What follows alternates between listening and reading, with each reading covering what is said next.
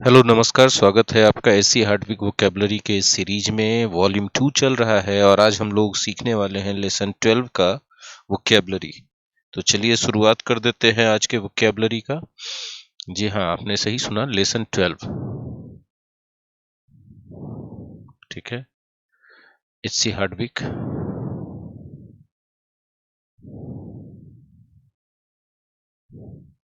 Volume 2।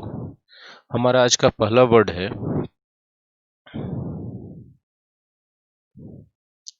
एडमॉनिश। एडमॉनिश एक verb है, verb के रूप में इसको यूज करते हैं। एडमॉनिश को एक से ज्यादा अर्थों में यूज किया जाता है। जो सबसे पहला अर्थ है एडमॉनिश का, वो होता है किसी को डांटना फटकारना, डांटना। ठीक है, अब डांटना के अर्थ में यदि आप बोलें तो स्कोल्ड इसका साइनोनिम्स होगा, वेरेट इसका साइनोनिम्स होगा, रिप्रूव इसका साइनोनिम्स होगा, चाइड इसका साइनोनिम्स होगा, है ना। ये सब इसके सिनोनिम्स होंगे। ठीक है, अब जरा गौर से समझिएगा, जब हम बोलते हैं डांटना, ठीक है, तो जाहिर सी बात है हम किसी को कोई काम करने के लिए डांटते हैं कि उसने क्यों किया, है ना। तो हम कह सकते हैं एडमॉनिश। जिस आदमी को डांटेंगे समबडी, और किसी चीज के लिए डांटेंगे फॉर समथिंग या फॉर डूइंग समथिंग। मतलब क्या कि एडमॉनिश के बाद हम उस व्यक्ति का नाम लेंगे जिसको डांटना है, और उसके बाद उस काम का नाम लेंगे जिस काम के लिए डांटना है। ठीक है, तो इसका एग्जाम्पल हम आपको बता देते हैं, आसानी से समझ में आ जाएगा आपको। ये तो पैटर्न था इसका कि इस पैटर्न पे यूज किया जाएगा। अब जरा एक एग्जाम्पल भी देख लेते हैं, बहुत आसान है इसका एग्जाम्पल। जैसे the teacher admonished him, admonished him for what? For making a noise in the class, making a noise in the class. ठीक है, याद रखिएगा, ये जो एडमॉनिश वर्ड है इसका मतलब डांटना तो होता है, लेकिन ये स्कोल्ड और चाइल्ड से थोड़ा ज्यादा फॉर्मल है, जो थोड़ा ज्यादा ऑफिशियल है, द क्लास। ठीक है, तो इस तरह का कॉन्टेक्स्ट ध्यान में रखते हुए ही इसका उपयोग करेंगे। जैसे हिज बॉस एडमॉनिस्ड हिम, उसके बॉस ने उसको डांटा for being late every day, being late every day. ठीक है, अब एडमॉनिश का ये तो आपने पहला मीनिंग देख लिया कि इस अर्थ में उपयोग किया जाता है। अब एडमॉनिश का एक दूसरा भी उपयोग होता है सलाह देना के अर्थ में, लेकिन ये सलाह बहुत सामान्य सलाह नहीं होता है, कठोर रूप से सलाह दिया जाता है, ऐसा करो नहीं तो हम तुमको ये कर देंगे, नहीं तो वो हो जाएगा। तो इसको आप एक दूसरे शब्द में कह सकते हैं धमकी देना। जैसे कहते हैं ना कि तुम ये काम नहीं किया तो सोच लेना हम तुम्हारे साथ क्या करेंगे। तो आप तो सलाह दे रहे हैं कि कर दो नहीं तो कुछ बुरा हो जाएगा। तो एक तरह से उस सलाह जो कठोर तरीके से देते हैं तो उसको धमकी ही कहते हैं। अब इस अर्थ में अगर आप इसको पूछेंगे कि साइनोनिम्स क्या होगा, तो भाई थ्रेटन होगा, और चूंकि सलाह है ही तो एडवाइस भी बोल सकते हैं इसका साइनोनिम्स। ठीक है, अभी आप गौर कीजिए कि जब आप किसी को डांट रहे थे कुछ करने के लिए, तो जिसको डांट रहे थे उसको लिखे थे एडमॉनिश के बाद, और उसके बाद आप फॉर लगाए, और फॉर के बाद जो काम किया उसके लिए डांटे, यही था ना। यहाँ पर क्या मामला हो जाएगा, गौर कीजिएगा कि जाहिर सी बात है कि अगर आप किसी को धमकी दे रहे हैं या कठोर तरीके से सलाह दे रहे हैं तो एडमॉनिश कर रहे हैं। ठीक है, एडमॉनिश कर रहे हैं, और एडमॉनिश के बाद जिस आदमी को एडमॉनिश कर रहे हैं उसका चर्चा करेंगे, और इसमें जो काम लिखेंगे, काम करने के लिए एडमॉनिश कर रहे हो 2+V1 होगा। ठीक है, कि ये काम कर दो नहीं तो ये करेंगे, तो कर दो मतलब 2+V1, कर चुका है इसके लिए डांट रहे तो 4+V4। देखिए V4 है ना ING, तो ये चीज को आपको ध्यान रखना पड़ेगा। ठीक है। चलिए एक एग्जांपल ले लेते हैं हम लोग, ज्यादा अच्छा रहेगा इसको समझने के लिए। ठीक है।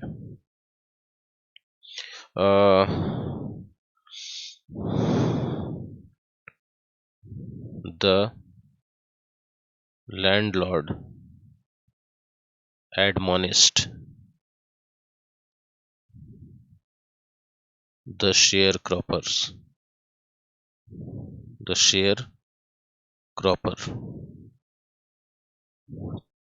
to pay the tax of the land। मतलब जो लैंडलॉर्ड था उसने शेयर क्रॉपर को कहा कि भैया पे करो टैक्स। सरल तरीके से नहीं कहा, धमकाते हुए कहा, सलाह दिया एकदम कठोर तरीके से, सोच लो तुम नहीं पे किया है तो। ठीक है, तो ये क्या कर दिया, एक तरह से एडमॉनिश कर दिया। तो आई थिंक कि एडमॉनिश आपको अच्छे से समझ में आ गया होगा। चलिए हम लोग आज नेक्स्ट वर्ड लेते हैं अपना, और हमारा नेक्स्ट वर्ड है एपैथी। हमारा नेक्स्ट वर्ड क्या है, फर्स्ट हाँ एडमॉनिश था ना, नेक्स्ट वर्ड है हमारा एपैथी। एपैथी क्या है? एपैथी एक नाउन है और इसका मतलब होता है उदासीनता। इसका मतलब क्या होता है? उदासीनता। जब हम उदासीनता बोलते हैं तो इंग्लिश में इसको बोल सकते हैं डिसइंटरेस्टेडनेस। डिसइंटरेस्टेडनेस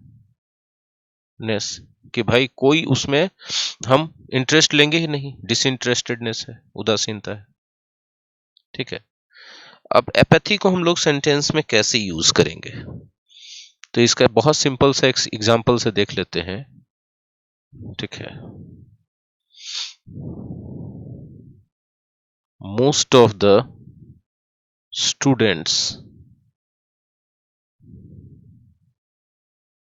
इन बिहार हैव एन एपैथी। देखिए क्या चला, हैव एन एपैथी। यदि आपको डिसइंटरेस्टेडनेस है तो मतलब है क्या कि आपको उस काम में मजा नहीं आता है, आप उस काम को करना नहीं चाहते, उससे दूर हटते हो। Have an apathy. Apathy for what? For learning English. For learning English.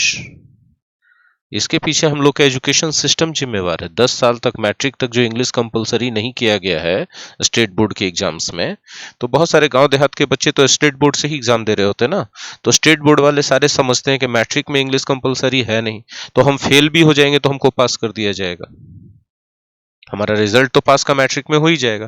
तो 10 साल वो इंग्लिश एकदम छूते तक नहीं, उनमें से अधिकांश, हम सब की बात नहीं कर रहे, अधिकांश, ठीक है, उनको एक छुटकारा मिल जाता है इस सब्जेक्ट से। ठीक है, ये एक बहुत बड़ा कारण है। और 10 साल अगर आप कोई सब्जेक्ट नहीं पढ़िएगा तो सिर्फ उसमें कमजोर नहीं होइएगा, बल्कि उस सब्जेक्ट से आपका भावनात्मक रिश्ता भी टूट जाएगा, एकदम आपको उस सब्जेक्ट देखने का मन नहीं करेगा। तो ये जो एपैथी आ जाता है आप में, क्या आ जाता है? एपैथी आ जाता है। किस चीज के लिए? इंग्लिश सीखने के प्रति। तो have an apathy for something. I think apathy आपको समझ में आ रहा होगा। ठीक है ना? तो एपैथी वर्ड क्लियर हो गया। नेक्स्ट हम लोग चलते हैं, हमारा थर्ड वर्ड आज का क्या है। ठीक है, तो भाई इस लेसन में से थर्ड वर्ड है हमारा एप्रोबेशन। ठीक है, थर्ड वर्ड हमारा क्या है भाई? एप्रोबेशन। ठीक है, APPROBATION। जब आप बोलते हैं एप्रोबेशन, देखिए TION है ना अंत में, तो एकदम गारंटी है कि नाउन है, और इसका अर्थ हिंदी में कहते हैं प्रशंसा। इसको हिंदी में क्या कहते हैं? प्रशंसा। तो जब प्रशंसा कहेंगे तो जाहिर सी बात है इसका सिनोनिम्स के रूप में आप क्या बोलेंगे? प्रेज बोलेंगे, कमेंडेशन बोलेंगे। सिंपल है ये सब वर्ड, ये सब प्रशंसा होता है।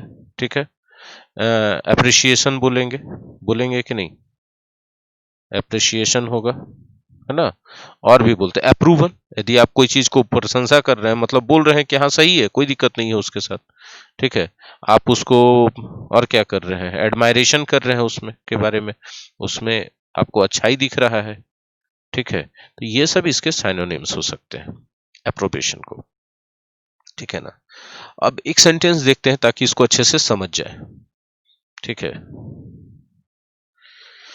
He works hard, he works very hard, बहुत मेहनत करता है। किस लिए भाई? ताकि उसको मिल सके गेन, क्या मिले? एप्रोबेशन। क्या मिले? एप्रोबेशन, ठीक है, फ्रॉम हिज बॉस। जाहिर सी बात है, कोई भी एम्प्लॉय मेहनत करता है ताकि उसको बॉस से एप्रोबेशन मिल सके, उसके बॉस उसकी प्रशंसा कर सके। ठीक है, तो आपने क्या देखा यहां पर? आपने यहां पर देखा गेन एप्रोबेशन फ्रॉम समबडी, किसी से एप्रोबेशन प्राप्त करना, है ना। आई होप कि छोटे छोटे चीज है, ये सब आपको आसानी से समझ में आ रहा होगा। आपको ज्यादा मेहनत करने की जरूरत नहीं पड़ेगी, फटाफट आप सेंटेंस में भी यूज कर पाएंगे। ठीक है, चलिए आगे बढ़ाते हैं बात को, और क्वेश्चन नंबर 4 में चलते हैं। सॉरी, क्वेश्चन नंबर 4 बोल रहे हैं। वर्ड, नेक्स्ट वर्ड है हमारा आर्टिफिस। नेक्स्ट वर्ड क्या है? आर्टिफिस। आपको बता दें कि आर्टिफिस भी पार्ट्स ऑफ स्पीच वाइज एक नाउन है, और आप इसका हिंदी के रूप में कह सकते हैं चालबाजी। चालबाजी मतलब चालाकी कह सकते हैं। चालबाजी को क्या कह सकते हैं? चालाकी। ठीक है, बुद्धिमानी भी कहा जा सकता है, लेकिन बुद्धिमानी कहने से थोड़ा सा ज्यादा अच्छा पॉजिटिव फीलिंग्स आता है, जबकि चालाकी या चालबाजी कहने से उतना पॉजिटिव फीलिंग्स नहीं आता है। दोनों है ही बुद्धिमानी। ठीक है, बुद्धिमानी भी बुद्धिमानी है, दिमाग का तेजी है, चालाकी भी दिमाग का तेजी है। लेकिन चालाकी चालबाजी तब हम यूज करते हैं जब आदमी दूसरा को थोड़ा सा नुकसान पहुंचा करके अपना फायदा लेना चाहता है, तो चालबाजी या चालाकी करते हैं। या फिर परवाह नहीं करता है कि किसी को नुकसान हो रहा है, वो हर हालत में अपना बुद्धि लगा करके अपना फायदा कर लेता है, चालबाजी चालाकी कहलाता है। ठीक है, और बुद्धिमानी होता है समस्याओं को हल करने में। कोई समस्या है और हल कर रहे हैं, तो आप जो बुद्धि लगा रहे हैं ना, वो बुद्धिमानी है। तो आर्टिफिस भी उसी तरह से एक नेगेटिव कोनोटेशन का वर्ड है। आर्टिफिस जो है ना, एक तरह से आप अपना ट्रिक यूज करते हैं। आप इंग्लिश में क्या कर सकते हैं कि आप ट्रिक चला रहे हैं। ट्रिक चला रहे हैं ताकि आप डिवाइसेस खेल रहे हैं, ताकि आपके छल में कोई आ जाए। ठीक है, तो ये सब छल में आ जाएगा तो आप अपना काम निकाल लीजिएगा। यही है इसका। डिवाइस भी कैसा है? डिवाइस भी आपका कनिंग है ना। रूज है इसका एक साइनोनिम्स, रूज। ठीक है, तो ये सब इसके साइनोनिम्स हैं। अब आपको देखना है कि आर्टिफिस को आप कैसे यूज करेंगे। ठीक है, सेंटेंस में कैसे यूज करेंगे। ठीक है, तो बहुत सिंपल है। ही ट्रिक्ड द गर्ल, उसने लड़की को फंसा लिया। कैसे? With his artifice. With his artifice, अपने चालबाजी से, झांसे में लेकर के। मतलब लड़की उसके झांसे में आ गई। ठीक है, तो आप समझ रहे हो बात। देखिए, ट्रिक somebody विथ, यहाँ पजेसिव एडजेक्टिव, क्योंकि आर्टिफिस क्या है? नाउन है, अपना चालबाजी से फंसा लिया उसने। तो आर्टिफिस को आप ऐसे यूज कर सकते हैं। देखिए, बहुत कॉमन और सिंपल तरीके से हम आपको बता रहे हैं, कॉन्टेक्स्ट में डाल के। बोले कॉन्टेक्स्ट में क्यों डाल रहे हैं सर? कॉन्टेक्स्ट में डालने से ही किसी भी वर्ड को आप अच्छे से सीख सकते हैं। नेक्स्ट वर्ड है ब्लाइद। ठीक है, ब्लाइद भी बड़ा अच्छा वर्ड है, और इसका जो यूज है ना, वो बड़ा मायने रखता है। ठीक है, ब्लाइद जो है एक तरह से आप कह सकते हैं एडजेक्टिव के रूप में यूज होता है ये। ठीक है, ब्लाई जो है एडजेक्टिव के रूप में यूज होता है। अब सवाल करेंगे इसका कि मतलब क्या होता है।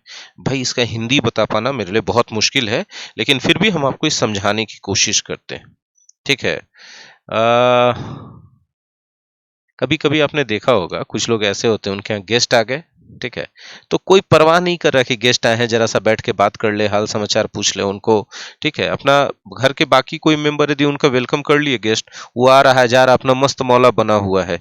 तो ब्लाइद एडजेक्टिव के रूप में एक तो आप कह सकते हैं चीयरफुल। मस्त मौला इसका बड़ा अच्छा हिंदी वर्ड आ गया मुझे। तो जानते नहीं है, कभी कभी कॉन्टेक्स्ट में डालने से हिंदी वर्ड पता चल जाता है। तो जो मस्त मौला है वो क्या है बताइए? चीयरफुल है कि नहीं? चीयरफुल है कि नहीं? वो हैप्पी है कि नहीं? है ना।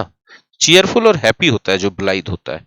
लेकिन कभी कभी ब्लाइद को हम लोग ऐसे एडजेक्टिव के रूप में कर सकते हैं, ए ब्लाइद डिसरिगार्ड। ठीक है, a blithe disregard for the rules. जैसे एक सिंपल बोलते हैं, a blithe disregard for the rules. मतलब क्या? नियमों का उल्लंघन कर रहा है, एकदम खुशी खुशी कर रहा है, जैसे उसको कोई फर्क ही नहीं पड़ रहा है, कोई वैल्यू ही नहीं उस नियम का, ऐसे वो दिखा रहा है। तो डिसरिगार्ड क्या है ना? ब्लाइथ डिसरिगार्ड, डिसरिगार्ड नाउन है और ये क्या हो गया? एडजेक्टिव हो गया। और ये तो आर्टिकल्स आपको पता है। तो डिसरिगार्ड है किसके लिए? रूल्स के लिए, मतलब रूल्स को फॉलो नहीं कर रहा है। अब फॉलो नहीं करते समय बड़ा अपना मस्त मौला बना हुआ, बेपरवाह बना हुआ है। तो आप ब्लाइथ को एक तरह से कह सकते हैं केयर फ्री भी है, बेपरवाह भी है। बेपरवाह का मतलब चिंता मुक्त है, हाँ कि नहीं? उसको कोई फर्क नहीं पड़ता है कि क्या हो रहा है, क्या नहीं हो रहा है, क्या गड़बड़ हो रहा है। ठीक है, जैसे एक और लिखते हैं, ए ब्लाइथ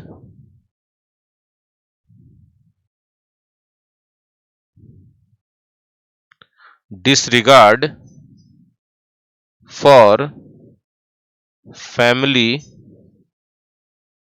traditions। परिवार में बहुत सारी परंपराएं पालन हो रही है, लेकिन कोई कोई बच्चा ऐसा निकलता है कि वो परिवार की परंपराओं का पालन नहीं कर रहा होता है, और नहीं करते समय वो बेपरवाह रहता है, फर्क ही नहीं पड़ता है, नहीं होता है तो नहीं होता है, मतलब कि चलो नहीं हम किए तो नहीं किए, क्या दिक्कत है।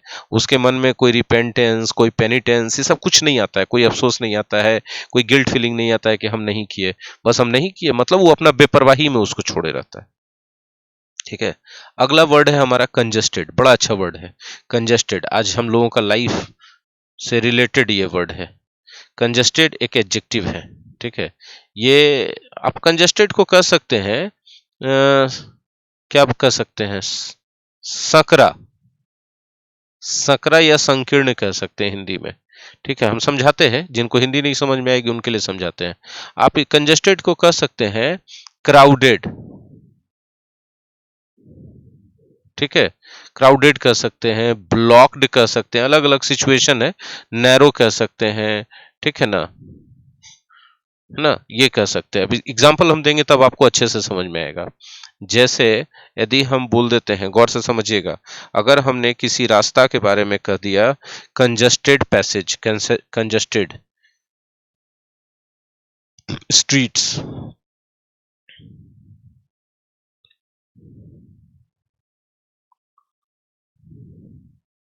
कंजस्टेड स्ट्रीट्स मतलब पतली गलियां, मतलब गली के दोनों किनारों पर मकान है बहुत सारे, और गली में आने जाने का चौड़ाई गली का कम है, कंजस्टेड स्ट्रीट्स है।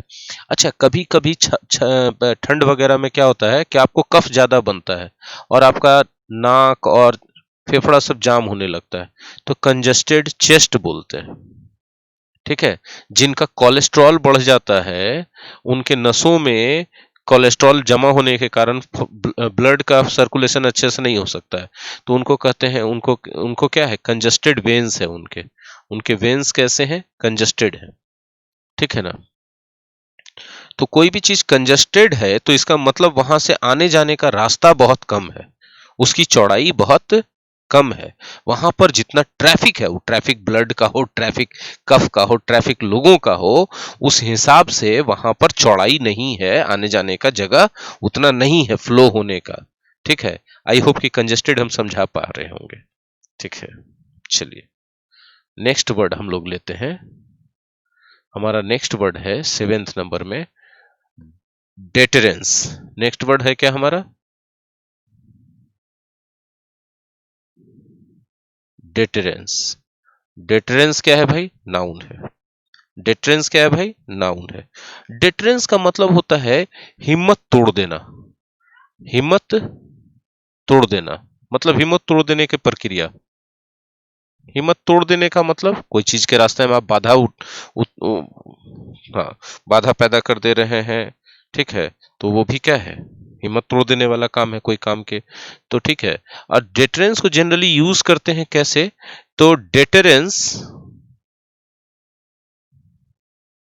Against something, against something, deterrence against something, कोई चीज के रास्ते में रुकावट या बाधा, है ना। जैसे एक सिंपल सा बात हमको लगता है कि हम कोई ऐसा नहीं है कि हम युद्ध पसंद करने वाले व्यक्ति हैं, बट ये सेंटेंस समझाने के लिए दे रहे हैं। Atom bombs and other nuclear weapons are the deterrence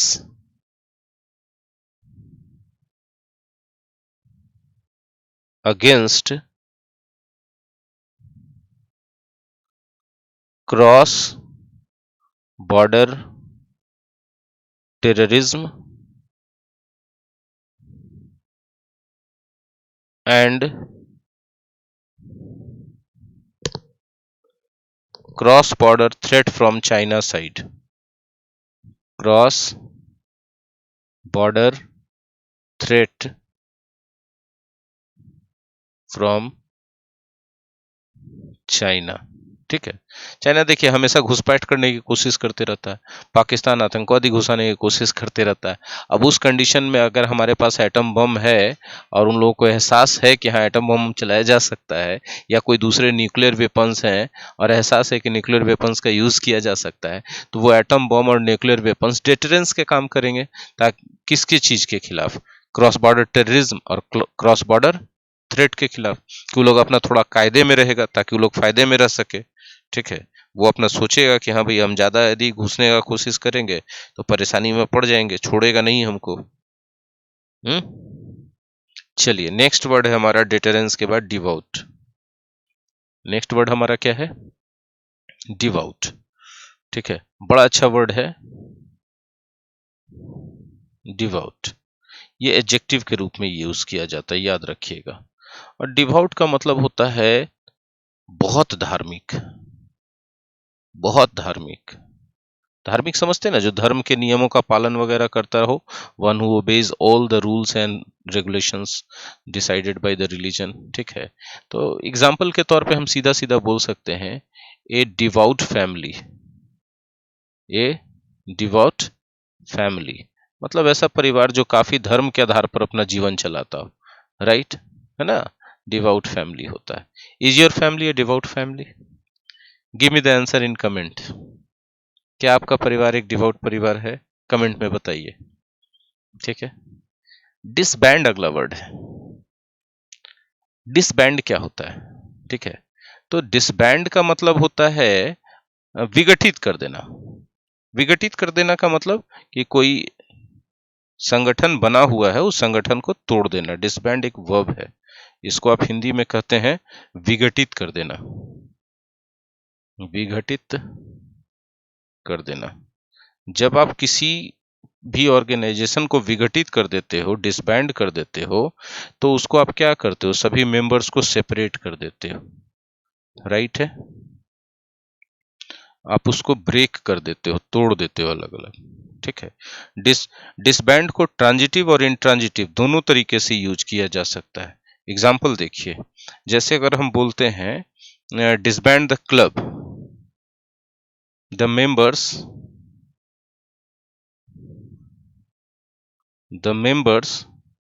disbanded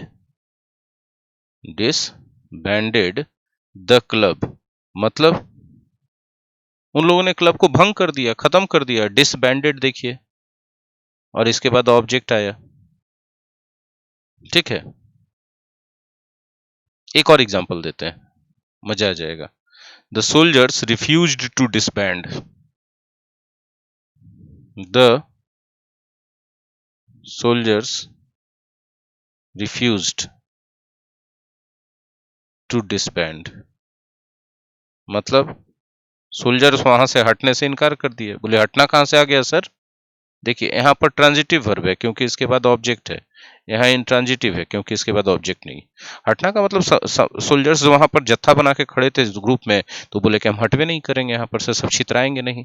छितराने से इनकार कर दिया, है ना? एक और एग्जांपल दें? चलिए एक और एग्जांपल लेते हैं, इसका अच्छा हो जाएगा, आपके लिए सही रहेगा। The commission disbanded. The commission disbanded. अब देखिए यहां पर भी जो हम बोल रहे हैं ना, तो इंट्रांजिटिव वर्ब के रूप में, द कमीशन डिसबैंडेड। कमीशन जो है अब घटित हो गया, विघटित हो गया, अब घटित नहीं बोलेंगे, विघटित हो गया कमीशन, टूट गया कमीशन, खत्म हो गया, आयोग को खत्म कर दिया गया। तो आप समझते हैं ना डिसबैंड क्या होता है, कैसे हुआ। चलिए आगे बढ़ाएंगे हम। ड्रजरी बड़ा प्यारा वर्ड है। कितना नंबर है हमको याद नहीं है, पीछे जाके एक बार देख लेते हैं। 9 हो गया, 10 होगा ना। वर्ड नंबर 10 है ड्रजरी। बहुत अच्छा वर्ड है ड्रजरी। मतलब आप जो डेली लाइफ का काम करते हैं ना, तो करते करते जब हम लोग बोर हो जाते हैं उससे, तब उसको ड्रजरी कहा जाता है। ड्रजरी को आप कैसे बोले, hard and boring work, very hard and boring work. ठीक है, हार्ड एंड बोरिंग वर्क। बोलिए हार्ड एंड बोरिंग क्यों बोल रहे हैं सर। देखिए करने में मुश्किल है और डेली करते करते करते करते आदमी पागल हो गया, एक ही चीज डेली करना है, तो ड्रजरी कहलाता है। और इसका एक बहुत आइडियल एग्जाम्पल भी है, everyday drudgery. All of us, एक सेंटेंस में लिखते हैं, बड़ा मजा आएगा। All of us want to get away from everyday drudgery, है ना। हम सब के सब एवरीडे ड्रजरी से हटना चाहते हैं, इसलिए तो छुट्टियां लेते हैं सैटरडे संडे को, या फिर कभी वेकेशंस पे जाते हैं, घूमने जाते हैं। तो ये क्या है, एक तरीका है एवरीडे ड्रजरी से छुटकारा पाने का, है ना। एक और एग्जांपल बोले, बड़ा अच्छा सा आ रहा है।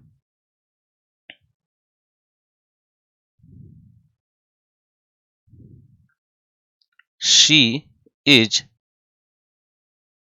क्या बोल सकते हैं इसको, she is expert in turning drudgery into pleasure. बोलिए नहीं समझे सर, बोलिए ना नहीं समझे सर। तो हम समझाए अभी कहाँ, तो हम समझाएंगे।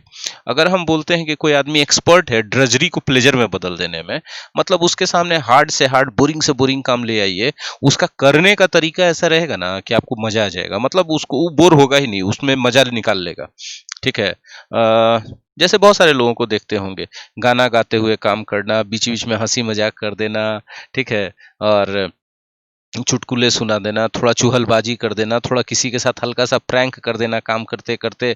तो काम लग रहा था कि कितना कठिन काम है, कितना बोरिंग काम है, कैसे खत्म होगा, कैसे पूरा किया जाएगा। और उस इंसान ने आते के साथ माहौल ऐसा बना दिया कि वो कठिन और बोरिंग काम पर किसी का ध्यान ही नहीं गया, वो धड़ाधड़ होते गया। मतलब ध्यान नहीं गया, मतलब लोग काम करते रहे, लेकिन उसके बोरियत पे किसी का ध्यान नहीं गया। फटाफट काम जो है बड़ा इंटरेस्टिंग तरीके से पूरा हो गया। तो क्या कर दिया, he turned the drudgery into pleasure. ठीक है, he turn the drudgery into pleasure. उसने ड्रजरी को किस में बदल दिया, तो प्लेजर में बदल दिया। तो ये सब चीजें हैं जो आप थोड़ा थोड़ा सा ध्यान दे करके अच्छा से सीख सकते हैं। ड्रजरी हो गया। एडिक्ट, एडिक्ट तो बड़ा अच्छा वर्ड है, नहीं ऐसा नहीं है, मजेदार है एकदम। एडिक्ट नाउन है, ठीक है। एडिक्ट को हिंदी में आप कह सकते हैं राजा का आदेश, या कोई भी पावरफुल आदमी का आदेश जिसको आदेश देने का अथॉरिटी प्राप्त है, तो इसलिए इसको राजाज्ञा कह सकते हैं। ठीक है, अब राजाज्ञा कहिएगा तो इसके साइनोनिम्स के रूप में दो वर्ड तो हमको खटाक से आ जाता है। एक तो आ जाता है वर्डिक्ट, फैसला। तो ये फैसला देने का हक किसको है, राजा को या अथॉरिटी को। और डिक्री, ये दो तो आ गया एकदम हर हालत में। इसके अलावा ऑर्डर है, कमांड है, इंस्ट्रक्शंस है, तो ये सारे के सारे उसके साइनोनिम्स हो जाएंगे, नहीं हो जाएंगे। ठीक है, और क्या बोले, एक सेंटेंस लिखते हैं बहुत अच्छा से। हाई कोर्ट ने एक आदेश जारी किया, ठीक है। तो आदेश भी तो यही ना होगा, वर्डिक्ट ही होगा ना, एडिक्ट ही होगा ना। The high court issued an addict, an addict. Addict किसका, रिमूव करने का, है ना। रिमूविंग, रिमूविंग व्हाट, लगता है साफ से नहीं लिखा रहा ना, गंदा बात है, साफ से लिखाना चाहिए ना। High court issued an addict removing all the illegal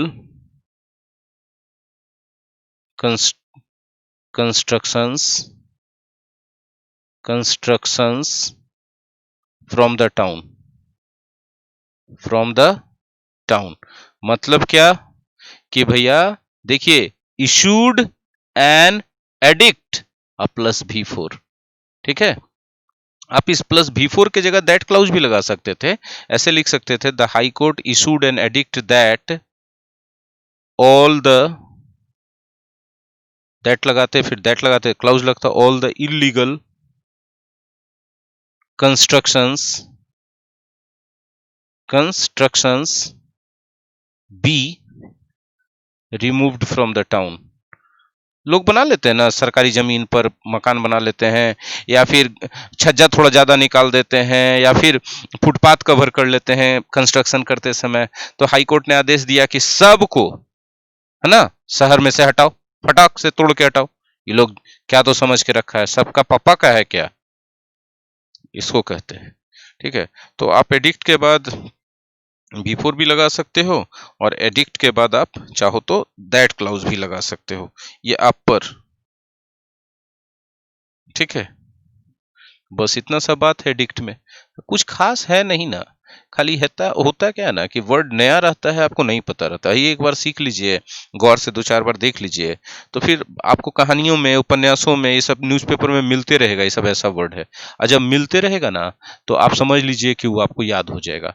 रट्टा मत मारिए, रट्टा मारिएगा तो याद होगा भी नहीं, एकदम गारंटी हम बोलते। एपिथेट एक नाउन है, एपिथेट हम समझाने से पहले बोलेंगे। अच्छा, कभी कभी आप अपने गांव में या फिर अपने आसपास जगह पर ऐसा नाम सुने होंगे, कारू, मंगला, बुधुआ, है ना। तो ये सब क्या है, ये एपिथेट है। बोलिए कैसे सर? तो एपिथेट होता है ना कि आप मतलब किसी के कैरेक्टरिस्टिक्स को, उसके उसके जो क्वालिटीज हैं या उसका जो कुछ खास फीचर्स है, उसको हाईलाइट करने के लिए एक उपनाम दे देते हैं, उसी को आप एपिथेट कहते हैं। समझ रहे हैं बात? तो मंगल को पैदा हुआ तो क्या कर दिया, मंगला। बुध को पैदा हुआ तो क्या कर दिया, बुधुआ। यदि जन्म के समय से थोड़ा सा रंग काला था तो उसका नाम रख दिया कारू। गांव देहात में बहुत होता है ये सब चीज, ठीक है। और एपिथेट विशेषण को भी कहते हैं, विशेषण। एपिथेट को सीधा सीधा आप कह सकते हैं उपनाम, एक हिंदी उपनाम उसके लक्षणों के आधार पर, और विशेषण भी कह सकते हैं।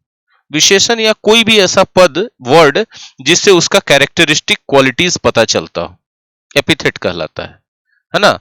तो आप इसके एंटोनिम्स के रूप में बोल सकते हैं सरनेम। यार आज साफ क्यों नहीं लिखा रहा है, क्यों ऐसे हो रहा है?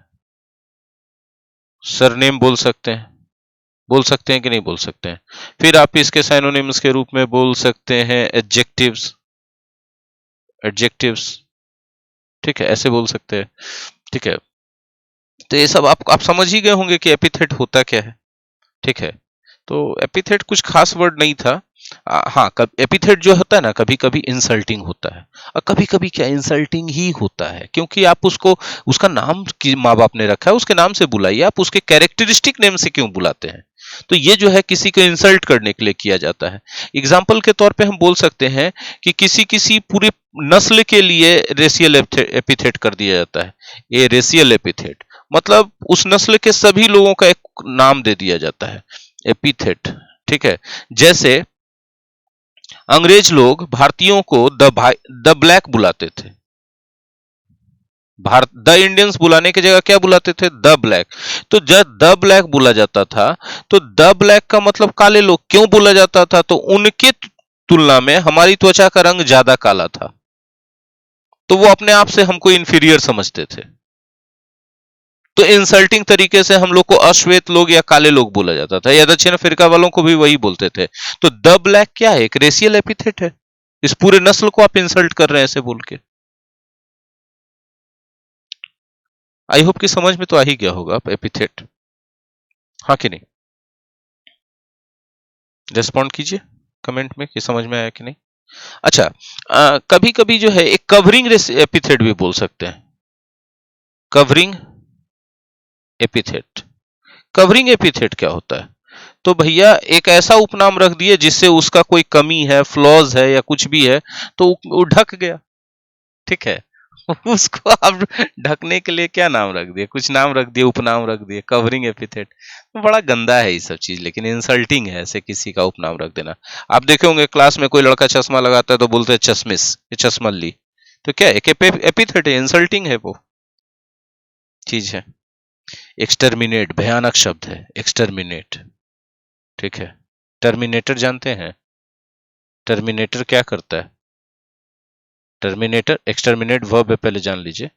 टर्मिनेटर एकदम खत्म कर देता है, नेस्तनाबूद कर देता है। तो एक्सटर्मिनेट का मतलब ही वही होता है, संहार कर देना।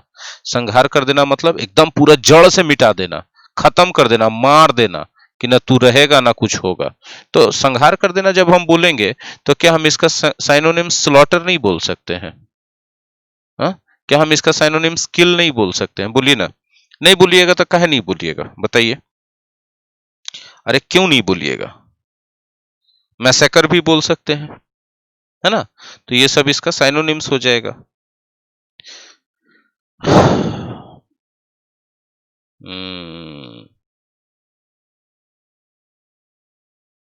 और क्या बोल सकते हैं इसका साइनोनिम्स? एग्जाम्पल देते हैं ना, फिर आएगा दिमाग में, आएगा तो फिर बताएंगे। एसासीन भी तो बोल सकते हैं, राजनीतिक कारणों से हत्या कर देते हैं तो, ठीक है ना? द इन्वेडर्स, खाली आदमी को मार देना नहीं, कोई भी चीज को नस्ते नाबूद कर देना। Invaders tried to exterminate extermi extermi exterminate tried to exterminate the roots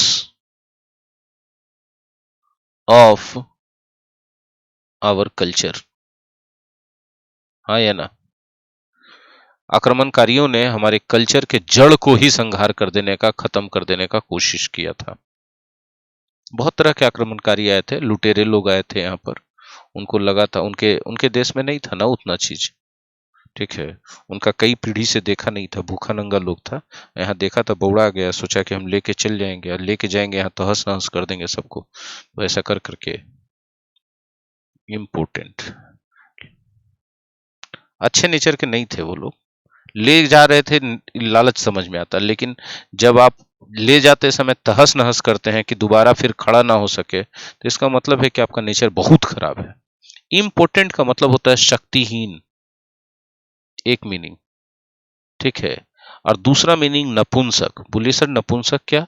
तो नपुंसक जो पुरुष के लिए यूज किया जाता है, खास करके जो बच्चा जन्म देने में सक्षम नहीं हो पुरुष, उसको नपुंसक कहते हैं कि नहीं?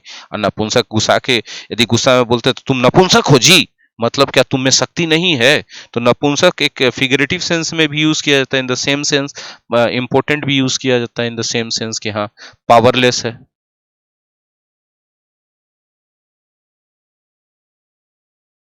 वीक है ना? उसमें कोई ताकत नहीं है। एडजेक्टिव है तो जाहिर सी बात है नाउन के लिए यूज करेंगे। जैसे हम बोल सकते हैं, देखिए उल्टा एस लिखने का मतलब हम वही वर्ड के बारे में बात करें जो वर्ड पढ़ा रहे हैं। जैसे हम बोल सकते हैं इम्पोर्टेंट, क्या बोल सकते हैं,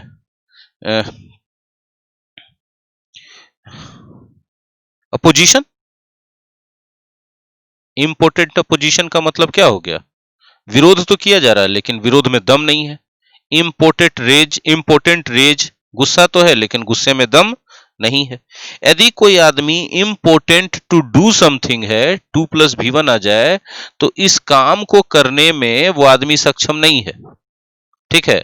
या आप बोल सकते हैं इम्पोर्टेंट फॉर समथिंग, उस काम के लिए या उस चीज के लिए उतनी शक्ति उस इंसान के पास नहीं है। जैसे जब तक हम एग्जाम्पल नहीं बोलेंगे ना तब तक आपको समझ में नहीं आएगा, तो चलिए एग्जाम्पल बोल देते हैं, ठीक है।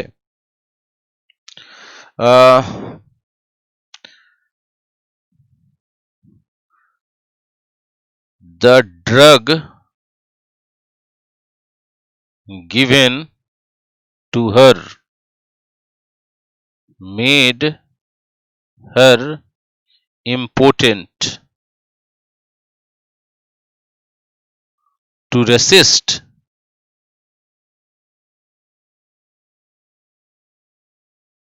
anything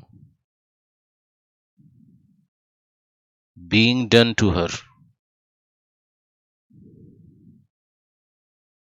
एक लाइन से आपको कहानी समझ में आ गया होगा कि कुछ बदमाश लोग थे, उसको पहले कोई ड्रग दे दिए। अब वो ड्रग देने से वो इतना कमजोर हो गई कि उसके साथ जो कुछ भी किया जा रहा था उस महिला के साथ, वो उसको रेसिस्ट नहीं कर पाई, विरोध नहीं कर पाई। तो आप देखिए, आपने क्या देखा यहाँ पर, इम्पोर्टेंट और 2+V1 देखा कि नहीं देखा? तो अगर इम्पोर्टेंट टू डू समथिंग है तो इसका मतलब है कि वो काम कर पाने में सक्षम नहीं है, उतना शक्ति नहीं है कि उस काम को कर पाए। बात समझ में आ गया? उसी तरह से हम लोग बोल सकते हैं,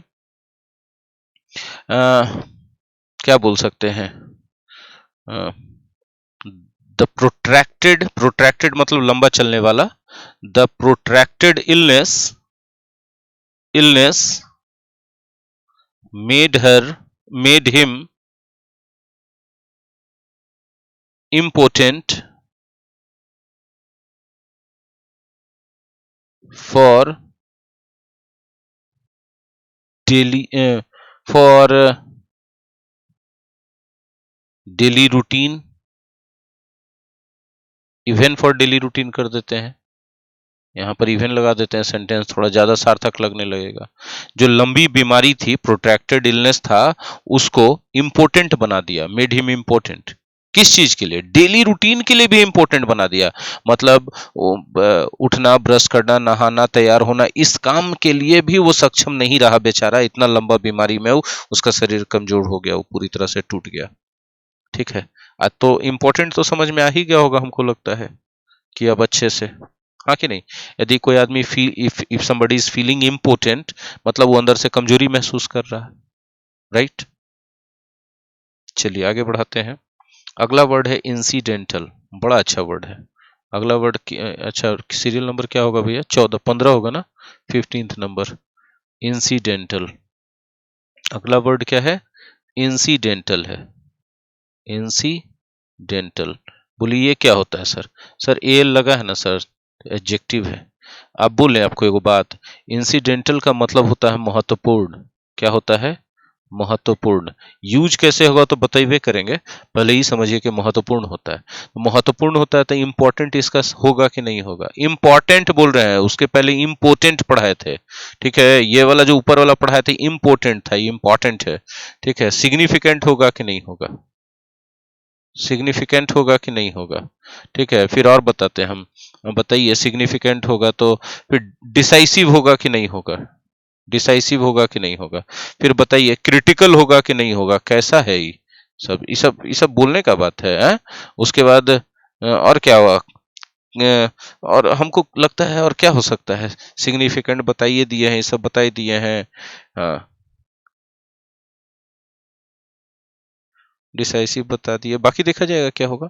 अब देखिए, जब हम बोलते हैं इंपॉर्टेंट तो इंपॉर्टेंट फॉर समथिंग होता है, लेकिन जब इंसिडेंटल का यूज कीजिएगा तो यहां पर समझिए कि बहुत इंपॉर्टेंट बात हम जो बोलने जा रहे हैं, इंसिडेंटल, कलर बदल दिए हैं देखिएगा, इंसिडेंटल टू समथिंग, ठीक है, बराबर होगा, गौर से समझिए जो हम बोल रहे हैं, बराबर होगा इंपॉर्टेंट फॉर समथिंग।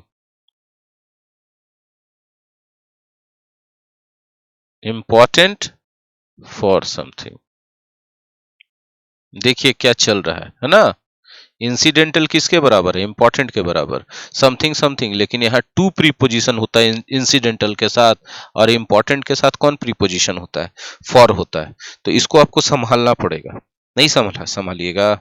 जैसे हम एग्जाम्पल बोले, this piece of music is incidental to the play. ठीक है, एग्जाम्पल आ रहा है मेरे दिमाग में, क्या आ रहा है? एग्जाम्पल आ रहा है, this piece of music, this, या दिस म्यूजिक सीधा सीधा लिखे ना, ताकि लंबा चौड़ा ज्यादा होगा तो फिर आप ही को समझने में दिक्कत होगा। This music is incidental to the play, मतलब प्ले के लिए, नाटक के लिए ये जो म्यूजिक है ये बहुत इंपॉर्टेंट है। और एग्जाम्पल, एक आध गो और एग्जाम्पल सोचने दीजिए, क्या लिखें ताकि आपको मजा आ जाए इंसिडेंटल के लिए, है ना? आ, हम्म, हम्म,